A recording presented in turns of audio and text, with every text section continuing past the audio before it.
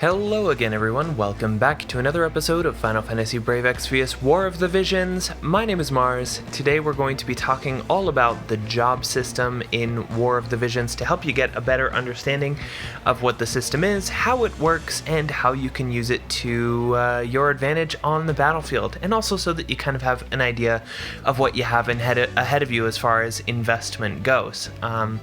Jobs are a super unique and very cool part of War of the Visions that I've actually already grown to love a lot. Every character has a primary job or a main job, and then they have two sub-jobs that complement it. So with today's video, we're going to use Thancred as our example because he's the one that I have the most job progress on. Of course, this sort of thing applies for every other character in the game who has multiple jobs. So, as you can see with Thancred, his main job is Gunbreaker, and then he has two additional jobs, Dragoon and Red Mage.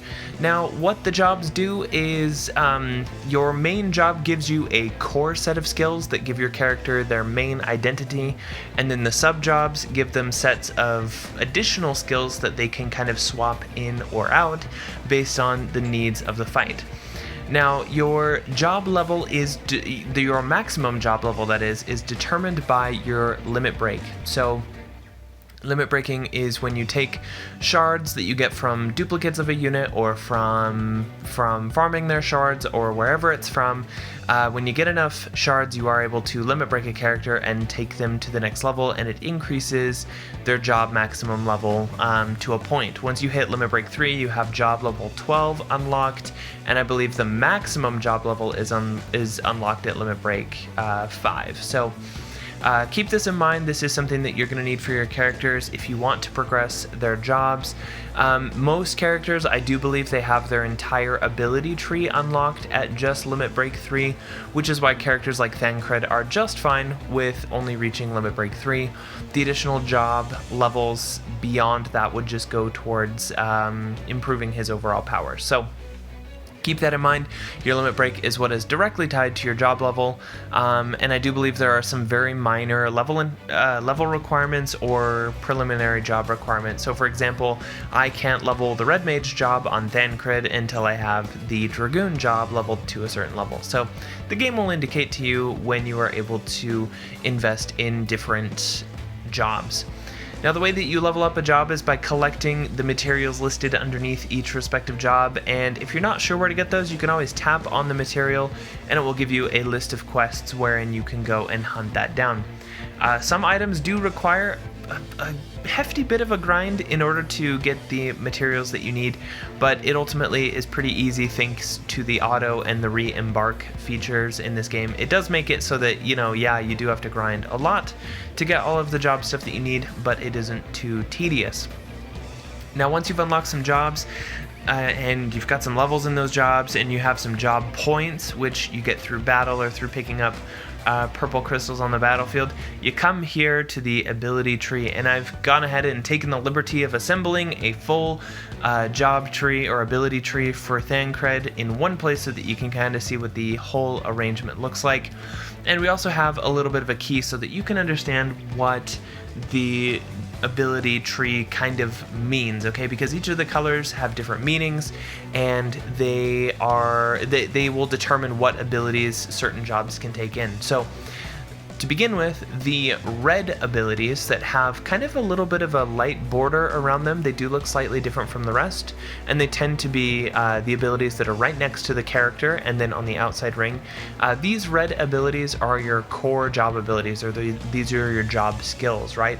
These are the ones that your character gets regardless of what sub-job they have selected. So these red skills, you absolutely want to get them for any character that you're investing in, unless you're going for something, like I think there are characters that have irritating auto skills that you might want to avoid, but general rule of thumb is if you want to invest in a character for endgame, the red skills with the little border around them are the ones that you can use regardless of what sub-job you have equipped, so always get those.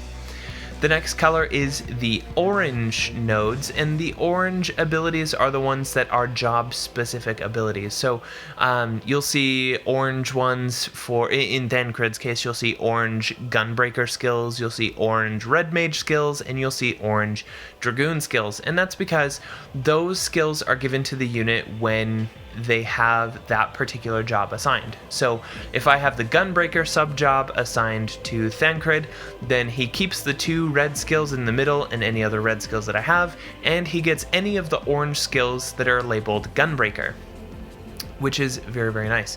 But if I were to swap him to Dragoon as a job, he would then lose all of the orange Gunbreaker skills and pick up all of the orange Dragoon skills, and in both cases he would keep all of the red main job skills. Does that make sense so far? I know it can be a little bit confusing, but that's, that's how it goes. The orange ones are the ones that are swapped in and out based on what job you currently have equipped. Now, the yellow nodes are your passive nodes, and from what I've been told, so please, if this is incorrect, comment down below if you have any sort of source or information that would suggest that this is wrong. I do believe that the passives are active on your character regardless of which job they have equipped. So in Thancred's case, it may show Gunbreaker on a yellow icon and give a defense passive. However, that just means that you need to have the job leveled in order to unlock that passive. But regardless of which sub-job you have equipped, you can benefit from that passive. That's my understanding. Again, it could be wrong, so check in the comments to make sure I haven't pinned anything that says I'm an idiot and that I have the wrong information, but that is what I have been told. So, and again, there's a lot of information that is not super readily available, but in that case, that's something that I have been told and I understand to be true. So if that's wrong, correct me. So moving right along to the green skills. The green skills are your support abilities, and support abilities can be equipped on your character by selection, which means that you can use support skills that may not necessarily line up to the sub-job you have equipped. So I could use a Gunbreaker sub-job Thancred and also equip a Dragoon or Red Mage skill. A practical example of this is one such as Mage's Protection, which is a passive support skill that Thancred can equip, and it allows him to resist magic damage more effectively. So that's actually a skill that you would really want on him if you're using him as a Gunbreaker tank. Now, there are only 2 slots available for these green skills, so choose carefully based on the sub-job that you have selected and the fight that you're going into.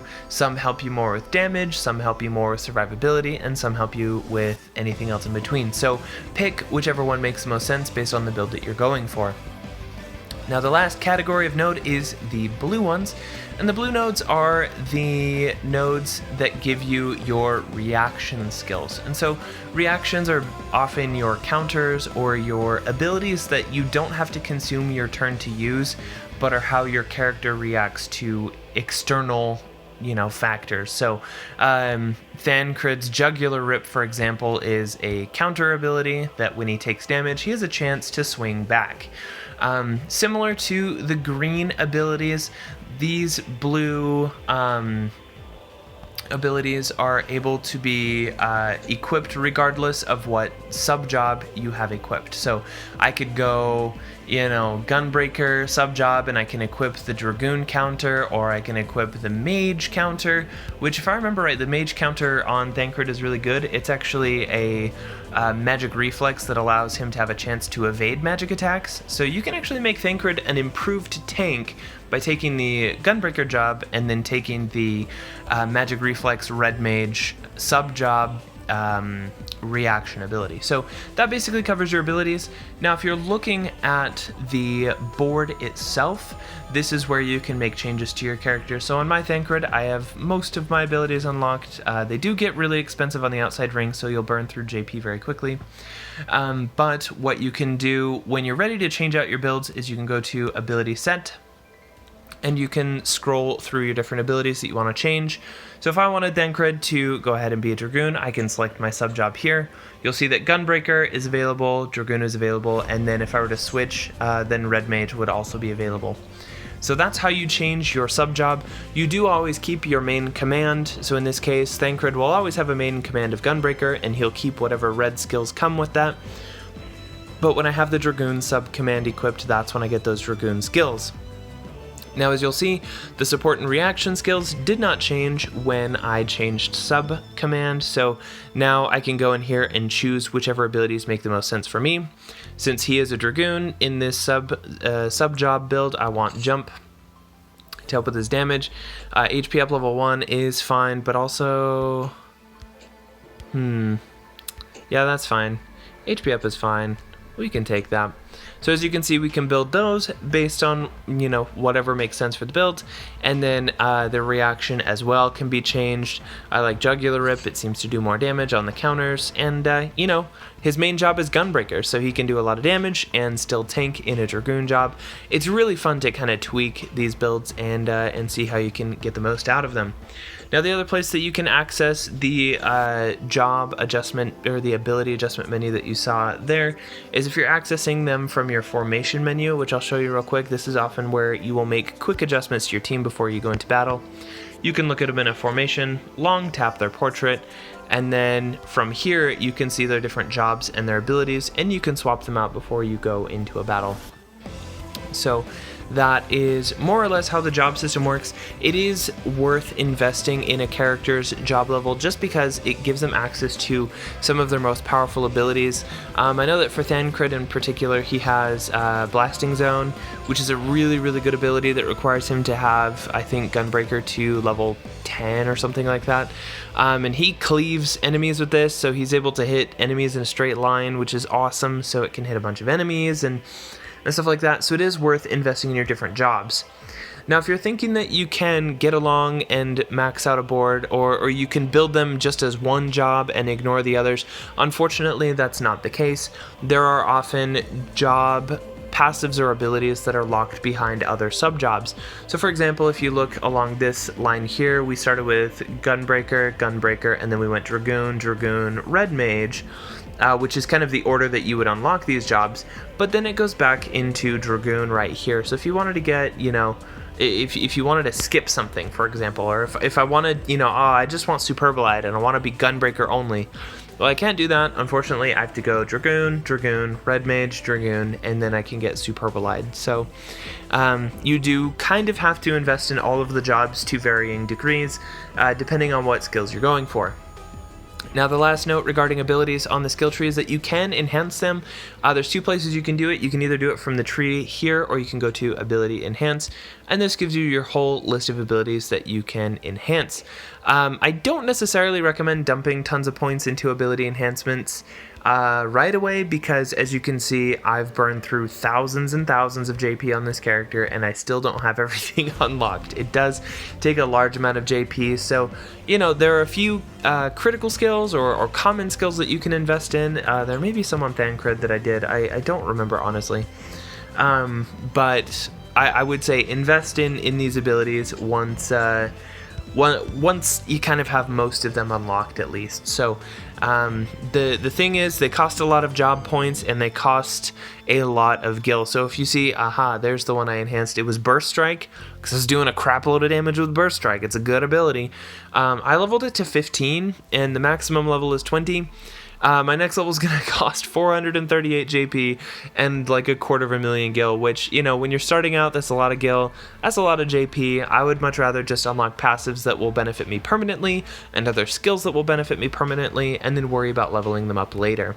Because as you can see, there's an awful lot of abilities to level up, and, you know, you can kind of get lost in that. So my recommendation is to just unlock skills first, unlock your passives first, then focus on leveling those skills later, because yeah, you'll start heaping up on the JP, and then you gotta, you know, spend them on abilities and then eventually leveling them up. But I think leveling skills is a lower priority when you're starting out. But that should just about cover everything related to jobs and the job system in Final Fantasy Brave Exvius War of the Visions. Let me know what you thought of this video down in the comments below, and I'll see everybody in the next one.